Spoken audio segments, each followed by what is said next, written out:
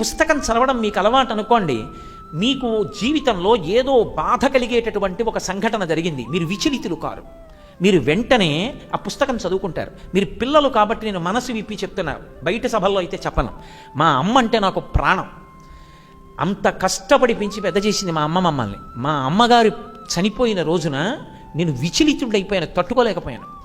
అంత తట్టుకోలేకపోయినా నేను తట్టుకునేటట్టుగా నన్ను నిలబెట్టింది ఏది అంటే నేను చదువుకున్న రామాయణ భారత గ్రంథాలే.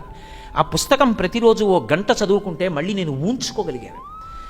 మనిషి పాడైపోకుండా నిలబెట్టగలిగినది ఏది అంటే పుస్తక పఠనం. మంచి మంచి పుస్తకాలు సెలెక్ట్ చేసి తెచ్చుకోండి. రోజు ఒక్క 10 పేజీలు మంచి పుస్తకాలు చదవడం మొదలుపెట్టండి. It gives you a lot of strength.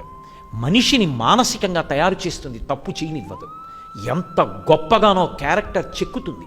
ఒక రామాయణం చదవండి, ఒక భాగవతం చదవండి, ఒక భారతం చదవండి, మహాస్వామి వారి యొక్క అనుగ్రహ భాషణాలు చదవండి, వివేకానందుడి ప్రవచనాలు చదవండి. ఇటువంటివి ఏం చేస్తాయంటే ఏది ఎంత మోతాదులో పుచ్చుకోవచ్చో మీకు నేర్పుతాయి. నేను మీతో ఇందాక మనవి చేశానే శల్యుడు అని, ఆయనకి విలాస విద్య ఉండేది. ఏమిటి అంటే సారథ్యం. ఇప్పటికే చూడండి, కొంతమందికి డ్రైవింగ్ ఇంట్రెస్ట్. 70 ఏళ్ళ ఆయన ఉండేవాడు కాకినాడలో ఒక ఆయన డ్రైవర్ వద్దని చెప్పి నేను ఎప్పుడన్నా కారు ఎక్కితే, గురువుగారు నేను మిమ్మల్ని డ్రైవ్ చేసి తీసుకెళ్తాననేవాడు. ఇది ఇక్కడ ప్రారంభం. 70 ఏళ్ళు వచ్చి నువ్వు డ్రైవ్ చేస్తానంటావంటే ఐ లవ్ డ్రైవింగ్ గురువుగారు అనేవాడు. ఆయనకి డ్రైవింగ్ ఇష్టం. పానమూర్తి గారు ఐ లవ్ డ్రైవింగ్ అనేవాడు ఆయనకి డ్రైవింగ్ ఇష్టం. ఒక్కొక్కడికి ఒక్కొక్క విలాస విద్య. నాకు ప్రకృతిని పరిశీలించడం ఇష్టం. నేను మార్నింగ్ వాక్కి వెళ్ళాను అనుకోండి, ఆ సూర్యోదయం, ఆ ఉమ్మెత్త చెట్టు, దానికి పూసిన పువ్వు, పక్షుల కలకూజితాలు, గడ్డి పరక, దాని మీద మంచు బిందువు, తడిసిన భూమి, ఇవన్నీ చూస్తుంటే నాకు ఎంత ఆనందంగా ఉంటుందో. ఒక్కొక్కడికి ఒక్కొక్కటి ఇష్టం.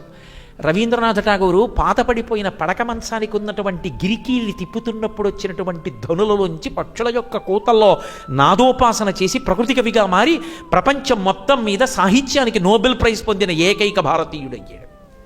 ఏమో ఎవరిలో ఏ విస్ఫోటన ఉంటుందో తెలియదు. విలాస విద్య ఏం చేస్తుందంటే మనిషిలో మనస్సు శాంతి పొందడానికి కావలసినది ఏదో ఉంటుంది లోపల, దాన్ని నిద్ర లేపాలి.